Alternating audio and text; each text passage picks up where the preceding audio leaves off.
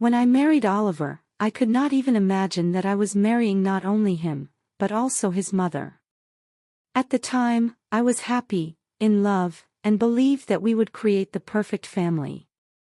We bought the house I had always dreamed of, and I felt like I had finally found my home. But then she came along. His mother, Diana. It was supposed to be temporary. She had divorced her husband and Oliver offered to let her stay with us until she got over it. I understood him, because I would never want to be in her place. So I agreed. Especially since it was his mother. How could I say no? But, temporarily, lasted for months. Then for years. Diana gradually began to take over not only our guest room, but the entire house. She changed the furniture, moved my things, said that I was a bad cook and didn't look after our son properly. Oliver always had an excuse for her. She's just going through a difficult period, he would say. And like a fool, I believed it was true. At first, I tried to be patient. I thought that if I showed more understanding, she would appreciate it. But the more I tried to please her, the more she put pressure on me. She even convinced Oliver to take away the keys to our shared car because, in her words, I was too distracted behind the wheel. I began to feel that I was gradually losing control of my life. My home was no longer mine. My husband was listening to her more and more, not me. I became a guest in my own life. A year later, she was no longer just living with us. She was in charge of everything. She decided what we ate, how to raise our son, what music to listen to in the car, what movies to watch in the evening. She even told me how to dress so as not to embarrass the family. Oliver just silently agreed with her, avoiding conflicts. And I tried to convince myself that it was all temporary. That she would leave. That he would understand. But 3 years passed. Then 5. Then 7. And she was still here. I no longer felt like a woman. I was a shadow. Without a voice. Without the right to choose. And worst of all, without the support of a man. At some point, I even started to hate myself for letting this happen. How could I devalue myself so much? Why did I put up with this for so many years? Everything changed the night I heard Diana say to my son, "Your mom can't do anything, so grandma is here to fix it." Something in me broke. I realized that if I didn't stop her now, I would lose not only myself but also my son. The next morning I gathered the courage to tell Oliver that she had to leave. He looked at me as if I had said something disgusting. Then he just got up, left the room and left me alone with my pain. I did not know that he did not go to his mother, but to a lawyer. A week later, I received the divorce papers. When I saw them, my eyes went dark. It was the moment when I realized that I had not just lost my home. I had lost my husband. But I didn't know that the worst was yet to come. I sat in the kitchen with the divorce papers in my hands and couldn't believe that this was really happening. For 7 years I had endured humiliation, kept silent for the sake of our son, tried to be a good wife, but it turned out that this was not enough for Oliver. I wanted to talk to him. I wanted to understand why he gave up so easily. Why he chose her over me. But he avoided me. After work, he would go straight to his mother and spend the evenings with her, leaving me alone with my son.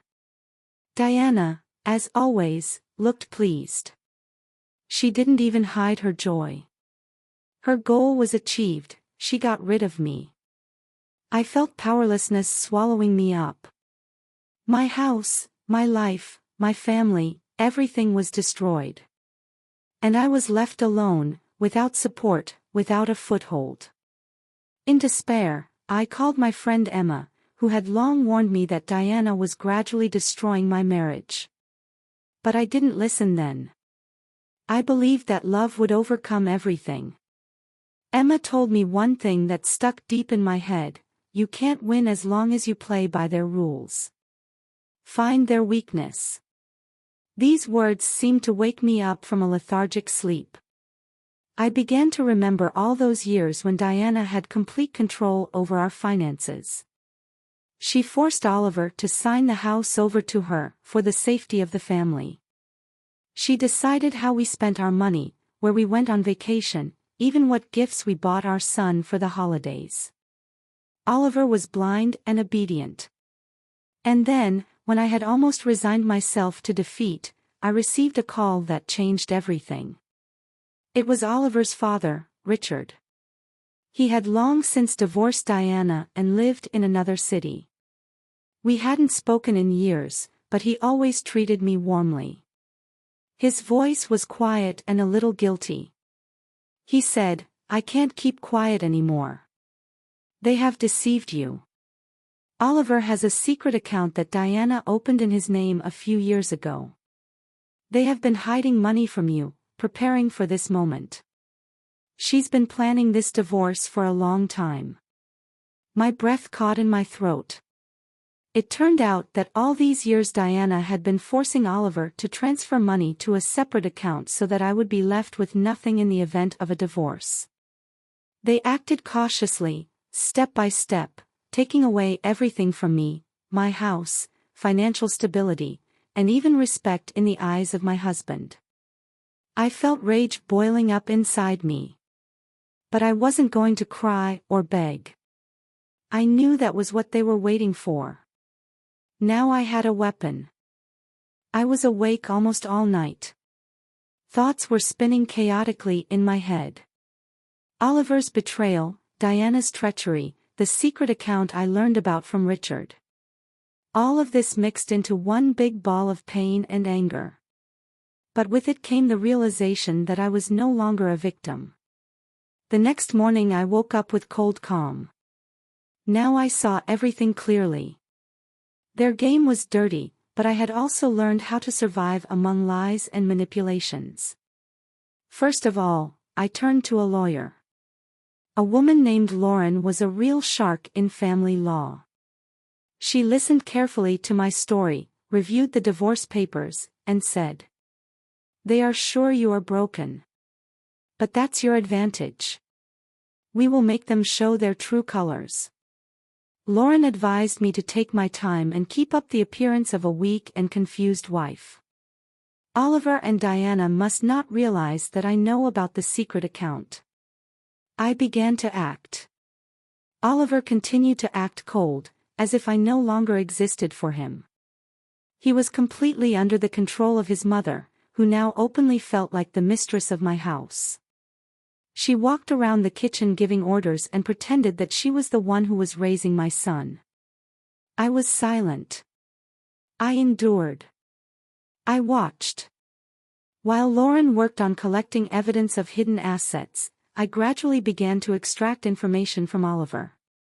I pretended that I wanted a peaceful divorce for the sake of the child, so that he would relax and let his guard down. He started talking more about his plans after the divorce. About how he and Diana were going to sell the house and buy a new one, closer to their son's school. It was a lie. They needed this house as a trophy. A symbol of my defeat. But I already knew how to stop them. Lauren found traces of transfers to a secret account that Diana had opened in Oliver's name. They had been saving this money for years, but most importantly, it belonged to me, too, because it was part of the marital estate. Now all I could do was wait for the moment when they made a fatal mistake. I played my part to the end. It seemed that Oliver and Diana believed I was defeated. I stopped arguing, silently signed the documents they slipped to me, and even let Diana pick up my son from school. They thought I had broken down. But a cold rage was growing inside me. Lauren advised me to take my time and wait for the court hearing to strike at the most critical moment. In the meantime, I quietly collected evidence, bank statements, emails that Diana carelessly left open on her laptop, and even surveillance footage of her taking my personal belongings. A week before the hearing, Oliver handed me the final divorce papers. He did so with such coldness, as if I were a random person in his life. Diane stood by, watching with satisfaction as I signed. They thought they had won. I sat in my car in front of the courthouse, clutching the copies of the documents that had changed the game. Within a few days, my lawyer had prepared a lawsuit to divide the property. I demanded my share, including the funds from the secret account that Oliver had been hiding from me for years. Oliver was convinced that he was in control, that humiliation and divorce would make me give up. But he hadn't taken into account one thing: I was no longer the silent, intimidated woman he and my mother had broken 7 years earlier. At the first meeting, Oliver tried to play the victim. He claimed that I had never been a good wife, that I had only parasitized on his successes, that he had to bring his mother to help him clean up the house. I listened in silence. And when it was my time to speak, I simply laid documents in front of the judge: account statements, transactions that showed how Oliver had diverted money from our joint budget to this secret fund, and even evidence of how he had transferred part of my inheritance to a business that technically belonged to his mother. When the judge took these documents in his hands, Oliver turned pale. He glanced at his mother, who was sitting in the audience, trying to maintain her usual air of superiority. But even she realized that this time they had lost control. The hearing dragged on. Oliver hired an expensive lawyer who tried to convince the court that the account belonged to the family, and that the funds were personal investments. But I was ready. I showed how he used the money to finance his brother's business. How he used this account to pay for trips for his mother while I worked 2 jobs to maintain our home. And most importantly, I proved that this money partially belonged to me, because it was withdrawn from our joint account, where my inheritance was. Oliver was losing control right before my eyes. He started nervously interrupting me, accusing me of lying, trying to convince the judge that this was manipulation by an offended woman. But the judge saw the facts. At the final hearing, Oliver demanded that the judge make a decision immediately. He thought that pressure would help him save himself. But it was at this point that his father intervened. Richard, the man who always kept quiet when Oliver was destroying my life, could not stay silent this time. He said that he was ready to testify in my favor and confirm that he knew about the account and how Oliver had been deceiving me for years. It was the final blow. The judge made a decision. Oliver was obliged to give me half the money from the secret account. I got to keep our house. Part of his business, which he financed at my expense, was also subject to division. I saw him literally crumble before my eyes. But the worst thing for him was that his own father had publicly turned his back on him. Richard came up to me after the meeting and said, "I'm sorry I've been silent for so long.